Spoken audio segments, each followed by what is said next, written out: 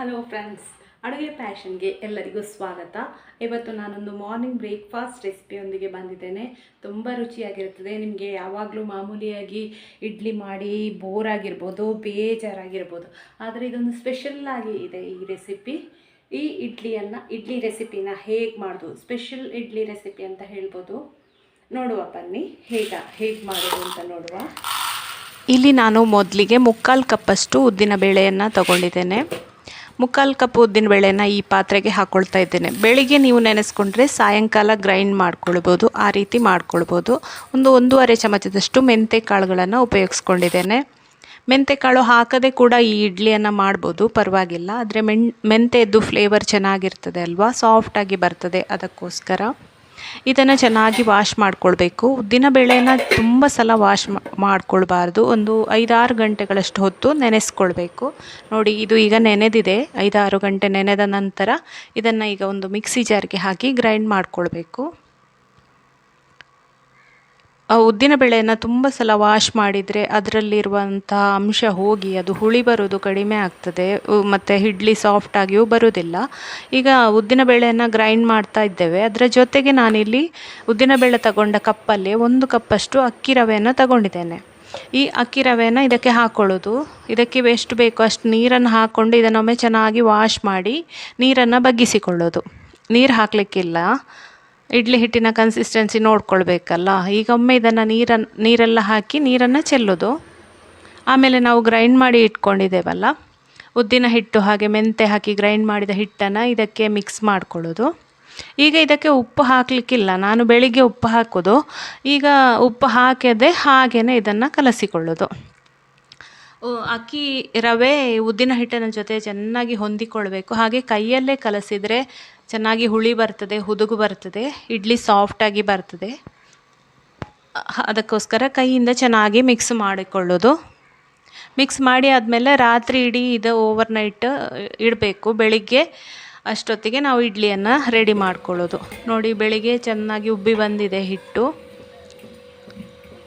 ಈಗ ಇದನ್ನು ಸೌಟ್ ಹಾಕಿ ತುಂಬಾ ಕಲಸಲಿಕ್ಕಿಲ್ಲ, 1-2 ಸುತ್ತಷ್ಟೇ ಕಲಸೋದು. ನೋಡಿ ಎಷ್ಟು ಚೆಂದ ಬಂದಿದೆ ಹಿಟ್ಟು ಅಂತೇಳಿ. ತುಂಬ ಕಲಸಿದರೆ ಮತ್ತು ಇಡ್ಲಿ ಗಟ್ಟಿ ಆಗ್ತದೆ, ಅದಕ್ಕೆ ತುಂಬ ಕಲಸಬಾರದು. ಈಗ ಇದಕ್ಕೆ ರುಚಿಗೆ ಎಷ್ಟು ಬೇಕು ಅಷ್ಟು ಉಪ್ಪನ್ನು ಹಾಕೊಳ್ಳೋದು. ಉಪ್ಪು ಹಾಕಿ ಉಪ್ಪು ಕರಗುವಷ್ಟೇ ಸ್ವಲ್ಪ ಮೆಲ್ಲಗೆ ಸಾಫ್ಟಾಗಿ ಕಲಸಿಕೊಳ್ಳೋದು. ನೋಡಿ, ಇಡ್ಲಿ ಕನ್ಸಿಸ್ಟೆನ್ಸಿ ಕೂಡ ಚೆನ್ನಾಗಿದೆ, ಇದಕ್ಕೆ ನೀರು ಹಾಕಬೇಕು ಅಂತ ಇಲ್ಲ, ಹಾಗೆಯೇ ರೆಡಿಯಾಗಿಯೇ ಇದೆ ಹಿಟ್ಟು. ಈಗ ಇದಕ್ಕೆ ನಾವು ಮಸಾಲೆನ ರೆಡಿ ಮಾಡಿಕೊಳ್ಬೇಕು.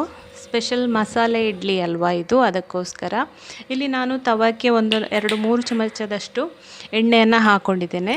ಅದರ ಜೊತೆಗೆ 1 ಚಮಚದಷ್ಟು ಕಡಲೆಬೇಳೆ, ಹಾಗೆ 1 ಚಮಚ ಸಾಸಿವೆ,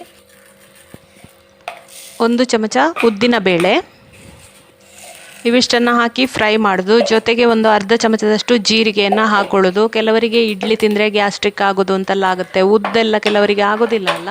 ಈ ರೀತಿ ಮಾಡಿದರೆ ಇಡ್ಲಿ ತುಂಬ ಚೆನ್ನಾಗಿರ್ತದೆ, ಗ್ಯಾಸ್ಟ್ರಿಕ್ ಎಲ್ಲ ಆಗೋದಿಲ್ಲ. ಜೀರಿಗೆ ಎಲ್ಲ ಹಾಕಿರ್ತೇವೆ.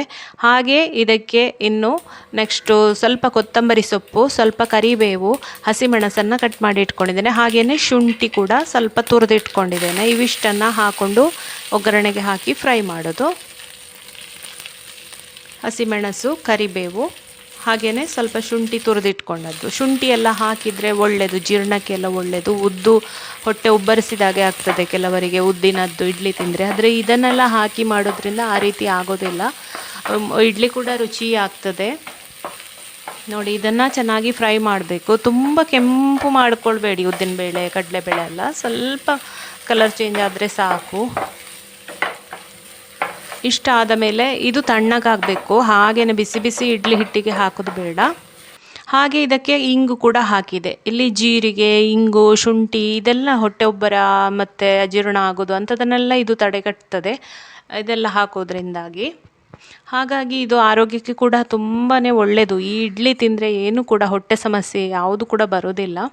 ಇಲ್ಲಿ ಈಗ ಇಡ್ಲಿಯನ್ನು ಬೇಯಿಸ್ಕೊಳ್ಬೇಕಲ್ಲ, ಅದಕ್ಕೆ ನಾನು ಒಂದು ಸ್ಪೆಷಲ್ಲಾಗಿ ಮಾಡ್ತಾ ಇದ್ದೇನೆ. ಮಾಮೂಲಿ ಇಡ್ಲಿ ಬೇಯಿಸುವ ಇದರಲ್ಲಿ ಬೇಯಿಸ್ತಾ ಇಲ್ಲ, ಗ್ಲಾಸಲ್ಲಿ ಮಾಡ್ತಾ ಇದ್ದೇನೆ. ಗ್ಲಾಸಲ್ಲಿ ಮಾಡೋದ್ರಿಂದ ತುಂಬ ಈಸಿಯಾಗಿ ಕೂಡ ಆಗ್ತದೆ. ನೋಡಿ, ಮಸಾಲೆ ತಣ್ಣಗಾಯಿತು, ಇದನ್ನು ಹಿಟ್ಟಿಗೆ ಹಾಕ್ಕೊಳ್ತಾ ಇದ್ದೇನೆ. ಹಾಗೆ ಈ ಗ್ಲಾಸುಗಳಿಗೆಲ್ಲ ತುಪ್ಪವನ್ನು ಸ್ವಲ್ಪ ಹಾಕಿ ಹಚ್ಚಿ ಇಟ್ಕೊಂಡಿದ್ದೇನೆ. ಈಗ ಈ ನಾವು ಮಾಡಿದಂತಹ ಒಗ್ಗರಣೆಯನ್ನು ಇದಕ್ಕೆ ಹಿಟ್ಟಿಗೆ ಹಾಕಿ ಚೆನ್ನಾಗಿ ಮಿಕ್ಸ್ ಮಾಡ್ಕೊಳ್ಳೋ, 2-3 ಸುತ್ತು ತಿರುಗಿಸಿಕೊಳ್ಳುವ. ಫ್ರೆಂಡ್ಸ್, ನಿಮಗೆ ಈ ವಿಡಿಯೋ ಇಷ್ಟ ಆದರೆ ಖಂಡಿತ ಚಾನಲನ್ನು ಲೈಕ್ ಮಾಡೋದನ್ನು ಮರಿಬೇಡಿ. ಹಾಗೆಯೇ ಈ ಫಸ್ಟ್ ಟೈಮ್ ನೀವು ಈ ವಿಡಿಯೋನ ನೋಡೋದು, ಈ ಚಾನಲನ್ನು ನೋಡೋದಂತಾದರೆ ಖಂಡಿತ ಸಬ್ಸ್ಕ್ರೈಬ್ ಮಾಡಿಕೊಳ್ಳಿ. ನೋಡಿ, ಹಿಟ್ಟು ರೆಡಿ ಆಯಿತು. ಇದನ್ನು ಈಗ ತುಪ್ಪ ಹಚ್ಚಿದಂತಹ ಗ್ಲಾಸಿಗೆ ಹಾಕೊಳ್ಳೋದು ತುಂಬಾ ಈಸಿ ಆಗ್ತದೆ. ಒಂದು ಗ್ಲಾಸ್, ದೊಡ್ಡ ಗ್ಲಾಸ್ ಇದ್ದರೆ ನೀವು ದೊಡ್ಡ ಗ್ಲಾಸಲ್ಲಿ ಕೂಡ ಬೇಯಿಸ್ಕೊಳ್ಬೋದು. ದೊಡ್ಡ ಗ್ಲಾಸ್ ಇಡುತ್ತಿದ್ದರೆ ನೀವು ಇಡ್ಲಿ ಬೇಯಿಸ್ಕೊಳ್ಳೋ ಪಾತ್ರೆ ಕೂಡ ನಿಮ್ಮದು ದೊಡ್ಡದಿರಬೇಕು, ಇಲ್ಲಾಂದರೆ ಗ್ಲಾಸು ನಿಲ್ಲೋದಿಲ್ಲ ಅಲ್ಲ ಪಾತ್ರೆಯಲ್ಲಿ. ಹಾಗಾಗಿ ನಾನಿದು ಮೀಡಿಯಮ್ ಸೈಜಿದ್ದು ಗ್ಲಾಸು. ಇದು ಒಂದು ಗ್ಲಾಸಲ್ಲಿ ಹಿಟ್ಟು ಹಾಕ್ಕೊಂಡ್ರೆ 3 ಇಡ್ಲಿಗೆ ಸಮ, ಅದು ಒಂದು ಗ್ಲಾಸಿನ ಇಡ್ಲಿ ಅಂತ ಹೇಳಿದರೆ. ಮತ್ತು 2 ಸಣ್ಣ ಗ್ಲಾಸ್ ಇದೆ, ಅದು 2 ಇಡ್ಲಿಗೆ ಸಮ. ನಾವು ಮಾಮೂಲಿ ಇಡ್ಲಿ ಮಾಡ್ತೇವಲ್ಲ ಅದಕ್ಕೆ ಅಷ್ಟು ದಪ್ಪ ಬರ್ತದೆ. ಈಗ ನೋಡಿ, ಇಲ್ಲಿ 5 ಗ್ಲಾಸನ್ನು ಇಟ್ಟಿದ್ದೇನೆ. ನಂದು ಸಣ್ಣ ರೀತಿಯದ್ದು ಪಾತ್ರೆ, ತುಂಬ ದೊಡ್ಡ ಇಡ್ಲಿ ಬೇಯಿಸೋ ಪಾತ್ರೆ ತುಂಬ ದೊಡ್ಡದಿಲ್ಲ. ಒಂದು 20 ನಿಮಿಷ ಬೇಯಿಸ್ಕೊಳ್ಬೇಕು. ಅಷ್ಟಾಗೋ ನೋಡಿ, ನಮ್ಮ ಘಮಘಮವಾದ ರುಚಿಯಾದ ಸ್ಪೆಷಲ್ ಒಗ್ಗರಣೆ ಇಡ್ಲಿ ರೆಡಿ ಆಯಿತು.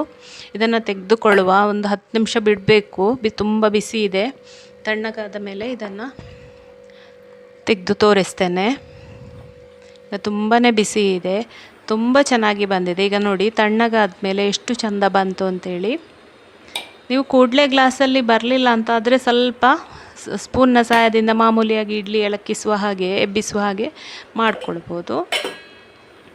ನೋಡಿ ಎಷ್ಟು ಚೆನ್ನಾಗಿ ಬಂದಿದೆ. ಇದು ಒಂದು ಗ್ಲಾಸ್ ಇಡ್ಲಿ ಅಂತ ಹೇಳಿದ್ರೆ 3 ಇಡ್ಲಿಗೆ ಸಮ. ಇದನ್ನು ಈಗ ಕಟ್ ಮಾಡಿ ತೋರಿಸ್ತೇನೆ ನಿಮಗೆ ಹೇಗೆ ಬಂದಿದೆ ಅಂತೇಳಿ.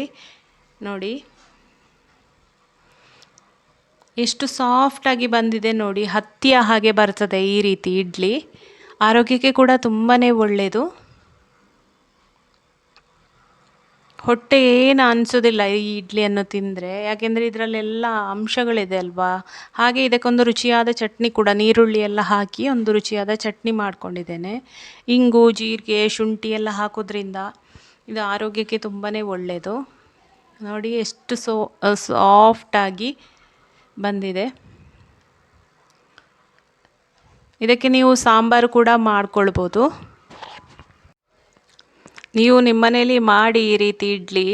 ಮಾಮೂಲಿ ಇಡ್ಲಿಗಿಂತ ಆರೋಗ್ಯವಾದ ಇಡ್ಲಿ ಇದು, ಆರೋಗ್ಯಕರವಾದಂತಹ ಇಡ್ಲಿ ಅಂತ. ನೋಡಿ, ನಾನು ನಿಮಗೆ ತೋರಿಸಿದ್ದು ಅಂದರೆ ಓಪನ್ ಮಾಡಿ ಯಾವ ರೀತಿ ಬಂದಿದೆ, ಎಷ್ಟು ಸಾಫ್ಟಾಗಿ ಬಂದಿದೆ ಅಂತ. ರುಚಿ ಕೂಡ ತುಂಬ ಚೆನ್ನಾಗಿರ್ತದೆ ಇದು.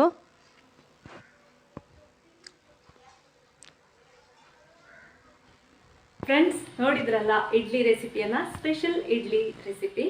ತುಂಬ ರುಚಿಯಾಗಿರ್ತದೆ ಇದು ತಿನ್ನಲಿಕ್ಕೆ, ಹಾಗೆಯೇ ಮಾಡಲಿಕ್ಕೆ ಕೂಡ ತುಂಬಾ ಈಸಿ. ನೀವು ಕೂಡ ನಿಮ್ಮನೇಲಿ ಟ್ರೈ ಮಾಡಿ ಹೇಗೆ ಬಂತು ಅಂತ ನನಗೆ ತಿಳಿಸಿ. ನೀವು ಈ ವಿಡಿಯೋನ ಫಸ್ಟ್ ಟೈಮ್ ನೋಡೋದು, ನನ್ನ ಚಾನಲನ್ನು ಫಸ್ಟ್ ಟೈಮ್ ನೋಡೋದು ಅಂತಾದರೆ ಖಂಡಿತ ಸಬ್ಸ್ಕ್ರೈಬ್ ಆಗೋದನ್ನು ಮರಿಬೇಡಿ. ಹೀಗೆಯೇ ರುಚಿಯಾದ ರೆಸಿಪಿಯೊಂದಿಗೆ ಮತ್ತೆ ಬರ್ತೇನೆ. ಅಲ್ಲಿಯವರೆಗೆ ನಮಸ್ಕಾರ, ಬಾಯ್ ಬಾಯ್, ಟೇಕ್ ಕೇರ್.